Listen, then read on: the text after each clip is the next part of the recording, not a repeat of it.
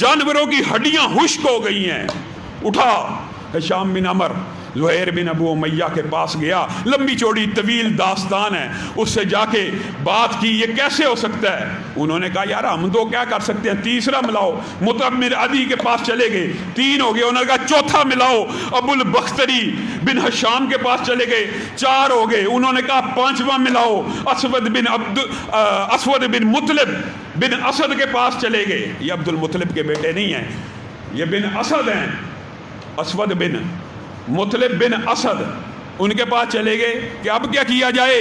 कहा हम 5 हो गए हैं, कल के दिन हम एक चाल चलेंगे। तू तवाफ करी ज़ुहैर, जब तू तवाफ कर ले तू खड़ा हो जाई और इस मुआशरती बायकॉट के खिलाफ आवाज़ को बुलंद करी। खाना काबा के अंदर इन बदबख्तों ने जो दस्तावीज टांगी हुई है उसको फाड़ दी। ऐसा ही हुआ। ज़ुहैर बिन उमैया कहने लगे बड़ा जुल्म है, हम खाना काबा की रखवाली करने वाले, हम हाजियों को पानी पिलाने वाले, हम यहाँ की इमारतें बनाने वाले, हम बेवाओं की अपनी तरफ से मदद करने वाले, हम हाजियों को जो आते हैं खाना खिलाने वाले, और हमारे अपने रिश्तेदार शेब अबी तालब में फाकों से मरने लगे हैं। मैं जुल्म की इस दस्तावीज़ को नहीं मानता। अबू जहल खड़ा हो गया, खामोश हो जाओ। अब उनके हौसले टूट चुके हैं, अब बस 1-2 दिन की गेम है, 1-2 हफ्तों की गेम है। उन्होंने कहा नहीं तू समझा नहीं, जो 3 साल तक भूखे फाके काट लिए, अज़ियतें और आज़माइशें सहकर मोहम्मद रसूलुल्लाह को तेरे हवाले नहीं किया, तू समझता है 1-2 हफ्तों के बाद कर देंगे, तेरी खाम ख्याली है।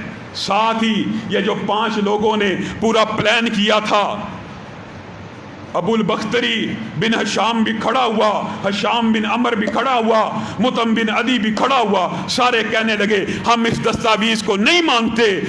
बाद रवायात के अल्फाज अबू तालिब चूँकि मुहतरम थे, उनको आने जाने की मक्का में इजाज़त मौजूद थी, वो इस मजलिस के ऐनी शाहिद हैं कि ये ऐसे प्लानिंग हो रही है। लेकिन अल्लाह ने वही से एक रात कबल मोहम्मद रसूलुल्लाह सल्लल्लाहु अलैहि वसल्लम को एक इतला दी जो उन्होंने अपने चचा अबू तालिब को दे दी थी। अबू तालिब खड़े हुए, कहा ज़ुहैर बिन अबी उमैया, हशाम बिन अमर, असवद बिन मुतलिब और तुम्हें मुतम बिन अदी इस दस्तावीज़ को फाड़ने की अब ज़रूरत बाकी नहीं रही। क्यों, क्या हुआ? हम तो आपके हक़ में बोल रहे हैं। मुझे मोहम्मद ने यानी भतीजे ने ये इतला दे दी है, अल्लाह ताला ने इस दस्तावीज़ को सारे का सारा ख़त्म कर दिया। धीमक वो दस्तावीज़ चाट चुकी है, उठो फाड़ने की कोशिश करो। उन्होंने दस्तावीज़ खोली, अल्लाह के नाम के अलावा हर चीज़ मिट चुकी थी। ये मुआशरती बायकॉट इस तरह ख़त्म हुआ। रसूलुल्लाह सल्लल्लाहु अलैहि वसल्लम ने इब्तिलाओं और मुश्किलात के अंदर जिस किस्म की अज़ीमत का, इस्तक़लाल का मुज़ाहरा किया, अल्लाह की कसम रसूलुल्लाह सल्लल्लाहु अलैहि वसल्लम का ये बाब ना सीरत में हमें पढ़ाया नहीं जाता। साबका अंबिया के अंदर तकलीफ़ें आई हैं। अंबिया को आरों से चीरा गया, इब्राहीम को आग में फेंका गया है, इब्राहीम के ऊपर मुश्किलात आई, अंबिया के ऊपर मुश्किलात आई, लेकिन मोहम्मद रसूलुल्लाह सल्लल्लाहु अलैहि वसल्लम की बात से ज़्यादा सच्ची बात किसी की नहीं हो सकती। आपने खुद कहा जिस तरह की तकलीफ़ें, जिस तरह की आजमाइशें मुझे मेरे अपने ही रिश्तेदारों ने दी, साबका किसी नबी को नहीं दी। ये रसूलुल्लाह के रिश्तेदार ही तो थे। कोई चचा अबू लहब था, कोई फुफा है, कोई चचा है, कोई खानदान का है, सारे कुरैशी हैं। रसूलुल्लाह के साथ नसब मिलता है। रसूलुल्लाह सल्लल्लाहु अलैहि वसल्लम ने यह आज़माइशें, ये तकलीफ़ें क्यों सही हैं? क्या रसूलुल्लाह सल्लल्लाहु अलैहि वसल्लम जन्नती नहीं थे? पहले भी आपके ये बात सामने, साहबा जन्नती नहीं थे? बुशारतें मिल गई हुई हैं। ये तकलीफ़ें मेरे और आपके लिए, रहती दुनिया तक के लिए एक इस्तकामत का बाब, एक दीन पे चलने के रास्ते मुतय्यन करने के लिए। मेरे भाइयों, ये वो मुश्किल का ऐसा अजीम साल था। शैब अबी तालिब से निकले, चचा अबू तालिब का इंतकाल हो गया।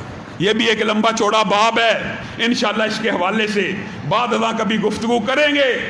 अभी चचा अबू तालिब की वफात का सदमा है, इल्म हुआ खदीजा भी दुनिया से रुखसत हो गई। ये रसूलुल्लाह सल्लल्लाहु अलैहि वसल्लम के 2 करीबी रिश्ते ऐसे हैं। एक अबू तालिब ने हर मकाम के ऊपर, हर महाज के ऊपर रसूलुल्लाह का दिफा किया।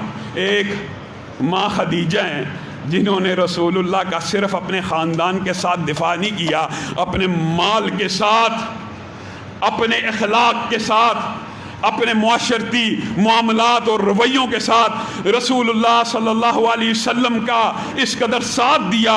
امی خدیجہ کے اوپر انشاءاللہ وقت آئے گا جب مکمل طور پہ انشاءاللہ ان کے فضائل و مناقب کو کوشش کریں گے کہ ایک جمعے میں بیان کیا جائے۔ ابھی یہ جو سال ہے رسول اللہ صلی اللہ علیہ وسلم اس سال میں غم کا شکار ہیں، پریشانی کا شکار ہیں۔ کیا نوحہ کیا، کیا گریبان کو چاک کیا، کیا چہرے کو پیٹا، کیا آہو بکا کی، یا رب کے سامنے سجدوں میں گر گئے؟ یہ وہ سال ہے جس سال اتنی بڑی آزمائشیں آئی ہیں، اور رسول اللہ صلی اللہ علیہ وسلم اسی سال کیا ارادہ کر رہے ہیں؟ میں اپنے ساتھیوں کے لیے یہ جو ایک دستہ، یہ جو ایک خوبصورت گلدستہ میں نے تیار کیا ہے، ان کے لیے ایک ایسی جگہ ڈھونڈنا چاہتا ہوں جس کے اندر یہ دعوت و تبلیغ بھی کرے۔ جیسے آپ کے سامنے پہلے رکھا ہجرت حبشہ کا مقصد بھی دعوت کا نیا میدان تیار کرنا تھا، اسی طرح سفر طائف کا مقصد صرف ہجرت کرنا نہیں تھا بلکہ دعوت کا ایک نیا میدان قائم کرنا تھا۔ رسول اللہ صلی اللہ علیہ وسلم مکی زندگی میں ہمیشہ ان میدانوں کے اوپر غور کرتے رہے، حبشہ کے اوپر، طائف کے اوپر، مدینہ کے اوپر، کہ میں کہاں پہ جا کے ایک اسلامی ریاست، ایک دعوت اور دین کا ایک مرکز قائم کر سکتا ہوں۔ اسی سوچ اور فکر کے تحت آپ نے طائف کا سفر اختیار کیا۔ میرے اور آپ کے جیسا کوئی ہوتا، چچا فوت ہو گیا ہے، بیوی فوت ہو گئی ہے، کچھ دن ریسٹ کرنا چاہیے، کچھ سوچنا چاہیے، نہیں، کھڑے ہو گئے۔ اور اللہ کی قسم یہ جو سفر طائف ہے یہ عظیمت کی، قربانیوں کی ان منٹ داستان ہے۔ آج صرف کہنے والا، آپ سننے والے بھی، میں اپنی بات کرتا ہوں، چلے آج کلمہ پڑا ہوا ہے اور رسول اللہ صلی اللہ علیہ وسلم کی تھوڑی سی نوکری کرتے ہیں، اللہ کی تھوڑی سی نوکری کرنے کی کوشش کرتے ہیں، جہاں جاتے ہیں لوگ پھولوں سے استقبال کرتے ہیں، پلکوں کو بچھا